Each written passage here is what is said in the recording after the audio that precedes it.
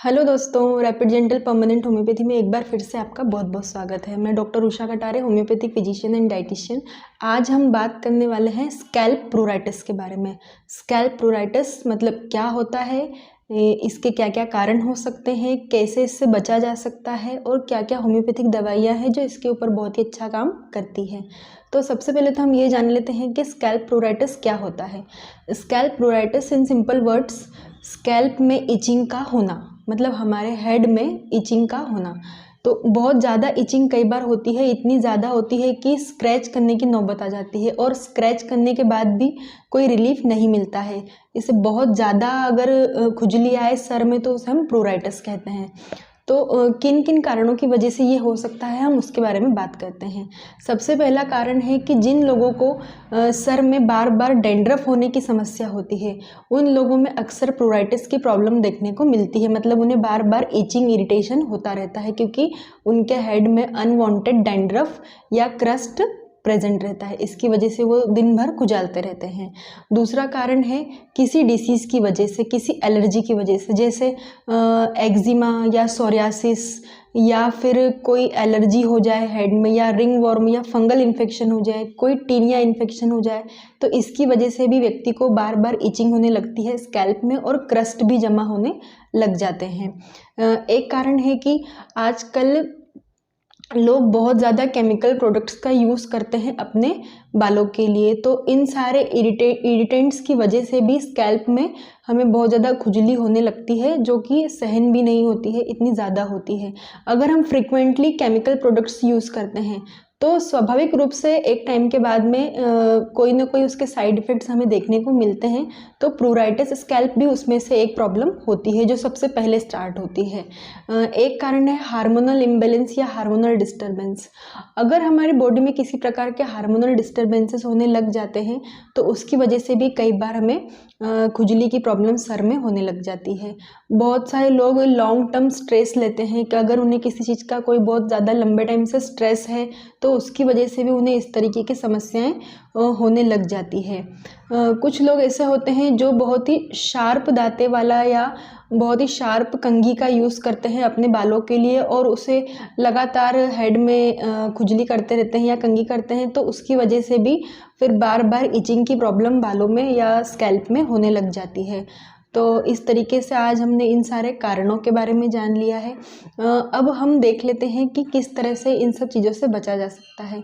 तो सबसे पहला है कि हमें अपना हाइजीन मेंटेन रखना चाहिए। मतलब अगर आपको बार बार खुजली होने की समस्या होती है तो आपको डेली अपने हेड को वॉश करना चाहिए, बालों को अच्छे से धोना चाहिए, क्योंकि कई बार ऐसा होता है कि अनहाइजीनिक हैबिट्स की वजह से भी हमें खुजली आने लगती है। मतलब लोग कई कई दिनों तक अपने बालों को नहीं धोते हैं, सिर को अच्छे से नहीं वॉश करते हैं, तो उसकी वजह से भी, गंदगी की वजह से या डस्ट वगैरह की वजह से या किसी तरीके की अनहेल्दी हैबिट्स की वजह से भी उन्हें स्कैल्प में बहुत ज़्यादा इचिंग की प्रॉब्लम होने लगती है। तो अगर आपको बहुत ज़्यादा इचिंग होती है तो आपको हेड डेली वॉश करना है, और अगर आप हेड डेली वॉश नहीं करते हैं, उसकी वजह से इचिंग होती है, तो भी आपको हेड डेली वॉश करना पड़ेगा। दूसरा, कंघा हमेशा ब्लेंड यूज़ करना चाहिए। बहुत ज़्यादा इरिटेटिंग दांते वाला कंघा कभी भी यूज़ नहीं करना चाहिए।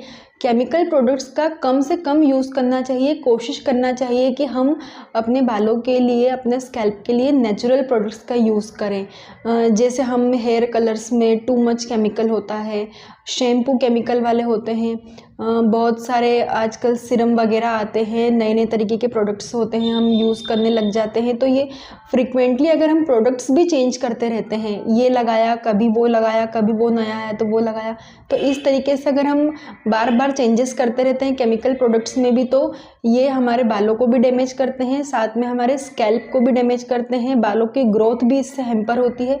तो इसीलिए हमें केमिकल प्रोडक्ट्स का यूज़ कोशिश करना चाहिए कि हम कम से कम करें। इसकी जगह पे हमें नेचुरल प्रोडक्ट्स को यूज़ करना चाहिए, उन्हें अपने लाइफस्टाइल में शामिल करना चाहिए। एक कारण ये हो गया। दूसरा, अगर आपको कोई एक्जिमा, सोरियासिस या फंगल इन्फेक्शन जैसी प्रॉब्लम है तो आपको पहले इसे ट्रीट करने की कोशिश करना चाहिए। तो उसकी वजह से फिर जो इचिंग की प्रॉब्लम है वो ऑटोमेटिकली ही ठीक हो जाएगी। तो ये सारे मैंने आपको प्रिवेंशंस बता दिए, सारे मैनेजमेंट बता दिया क्या क्या करना चाहिए।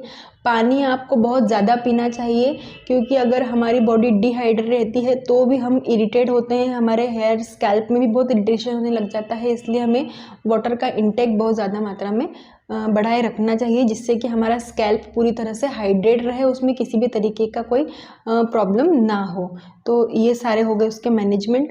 अब हम कुछ होम्योपैथिक दवाइयों की बात कर लेते हैं। होम्योपैथिक दवाइयों में सबसे पहले स्कैल्प प्रोराइटिस के लिए है सल्फ़र मेडिसिन। सल्फ़र मेडिसिन का यूज़ हम तब करेंगे जब किसी व्यक्ति की अनहाइजीनिक हैबिट्स हैं, वो बहुत लंबे टाइम तक अपने हेड को वॉश नहीं करते हैं, उन्हें नहाने करने में बिल्कुल भी इंटरेस्ट नहीं आता है, साफ़ सफाई करने में बिल्कुल भी इंटरेस्ट नहीं आता है, अपनी बॉडी की जो क्लीनलीनेस है उसे मेंटेन बिल्कुल नहीं रखते हैं। तो अगर उन्हें बहुत ज़्यादा स्कैल्प में इचिंग होती है, गंदे रफ डर्टी हेयर्स हैं, बिल्कुल भी हाइजीन नहीं है, तो ऐसे लोगों को सल्फ़र की लोअर पोटेंसी का यूज़ करना चाहिए। इससे उनके बालों में जो स्कैल्प में जो इचिंग प्रेजेंट है वो धीरे धीरे से ख़त्म होने लग जाती है, और इस मेडिसिन के बहुत ही अच्छे रिजल्ट्स हमें देखने को मिलते हैं। दूसरी मेडिसिन है बेलाडोना। बेलाडोना मेडिसिन हम उन पेशेंट्स को देते हैं जिनमें इन्फ्लामेशन की प्रोसेस होने लगती है। इन्फ्लामेशन मतलब कि हेड में पेन रहता है, रेडनेस रहती है, किसी तरह के क्रस्ट रहते हैं बालों के बीच में, या स्कैल्प में बहुत इरिटेशन होने लग जाता है, इन्फ्लामेशन जलन होने लगती है, बर्न करता है स्कैल्प। तो ऐसी कंडीशन में अगर आपको इचिंग की प्रॉब्लम होती है तो बेलाडोना मेडिसिन की 30 या 200 पोटेंसी पेशेंट को प्रिस्क्राइब करना चाहिए। इससे बहुत ही अच्छे रिजल्ट्स देखने को मिलते हैं। कितने दिनों तक लेना चाहिए, कितने पिल्स लेना चाहिए, ये डिपेंड करता है पेशेंट की सीवियरिटी के ऊपर कि उसे किस तरीके का इन्फेक्शन है और प्रोराइटिस की प्रॉब्लम कितने टाइम से हो रही है, सीवियरिटी कितनी है, माइल्ड है या बहुत ज़्यादा है। थर्ड मेडिसिन है थायरोडिनम। फ्रेंड्स, जो थायरोडिनम मेडिसिन होती है वो हम उन पेशेंट्स को देते हैं जिनमें हार्मोनल डिस्टर्बेंस की वजह से या स्ट्रेस की वजह से या बहुत ज़्यादा हार्मोनल इम्बैलेंस की वजह से कोई प्रॉब्लम क्रिएट होती है या स्कैल्प में इचिंग की प्रॉब्लम होती है, तो हम थायरोडिनम पेशेंट को प्रिस्क्राइब कर सकते हैं। थायरोडिनम मेडिसिन हायर पोटेंसी में प्रिस्क्राइब करना चाहिए, ये बहुत ही अच्छा काम करती है अगर हार्मोनल डिस्टर्बेंसेस होते हैं तो। इस मेडिसिन की हम बहुत ज़्यादा पोटेंसीज नहीं प्रिस्क्राइब कर सकते हैं क्योंकि ये नो सोड्स होते हैं। तो कोई भी मेडिसिन लेने से पहले आपको डॉक्टर की, होम्योपैथिक फिजिशियन की सलाह एक बार ज़रूर लेना चाहिए। वो आपके सारी कंप्लेंट्स को समझकर और फिर दवाई प्रिस्क्राइब करता है। आपको अपने मन से कोई भी दवाई नहीं लेनी चाहिए। एक फोर्थ मेडिसिन है friends, arnica montana. Arnica montana medicine hair से रिलेटेड जितनी भी प्रॉब्लम होती है उन सब के लिए बहुत ही अच्छा काम करती है। इचिंग की प्रॉब्लम में भी ये मेडिसिन बहुत ही अच्छे से काम करती है। तो इस मेडिसिन की भी लोअर पोटेंसी 30 या 200 पोटेंसी पेशेंट को प्रिस्क्राइब करेंगे तो बहुत ही अच्छे रिजल्ट्स हमें देखने को मिलेंगे। एक मेडिसिन है लास्ट, ग्रेफाइटिस। ग्रेफाइटिस मेडिसिन उन पेशेंट्स के लिए होती है जिन्हें एक्जिमा, सोरियासिस या फंगल इन्फेक्शन जैसी प्रॉब्लम अगर हेड में हो रही है और क्रस्ट हो और उसकी वजह से बहुत ज़्यादा इचिंग की प्रॉब्लम होती हो, तो ये मेडिसिन बहुत ही अच्छा काम करती है और पेशेंट की इचिंग में बहुत ही जल्दी रिलीफ मिल जाता है। इस मेडिसिन की भी लोअर पोटेंसी मतलब 30 या 200 पोटेंसी हम पेशेंट को प्रिस्क्राइब करेंगे, इसके बहुत ही अच्छे रिजल्ट्स देखने को मिलते हैं। तो फ्रेंड्स, आज की वीडियो में मैंने आपको स्कैल्प में इचिंग के बारे में बताया, उसके कारणों के बारे में बताया। अगर आपको हमारा ये वीडियो पसंद आया हो तो आप हमारे चैनल को सब्सक्राइब कीजिए, ज़्यादा से ज़्यादा लोगों को आप ये शेयर कीजिए और अच्छे अच्छे कमेंट्स कीजिए। शेयर इसलिए करना है ताकि अगर किसी व्यक्ति को इस तरीके की कोई प्रॉब्लम होती हो तो उसे हो सकता है इनमें से एक कारण हो जिसकी वजह से होता हो, तो ये वीडियो देखने के बाद में उसे वो चीज़ें ठीक करने का एक मौका मिल जाए। और हमारे वीडियो को ज़्यादा से ज़्यादा लोगों को आप शेयर करें जिसकी वजह से इचिंग की प्रॉब्लम सबकी दूर हो। आज की वीडियो में बस इतना ही। Thank you so much.